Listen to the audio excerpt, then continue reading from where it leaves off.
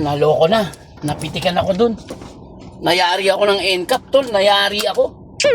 Oh, nakagulat ka naman. Makagulat ka talaga. Ikaw ba pitikan eh? Ikaw ma-NCAP, di ka matataranta? Oh, shit! Napitikan ka? Di ba titignan yung yung camera? Wala na, tikit ka niyan. Kaya nga tol eh. Oh, napitikan ako ng NCAP.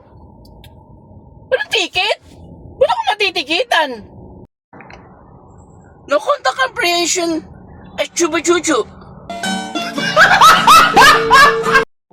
Mali ka! Ano ka chupa-chuchu? Dami mong alam. Ah, mali ba ako? Oo, maling-mali ka. Paagi ka namang mali eh.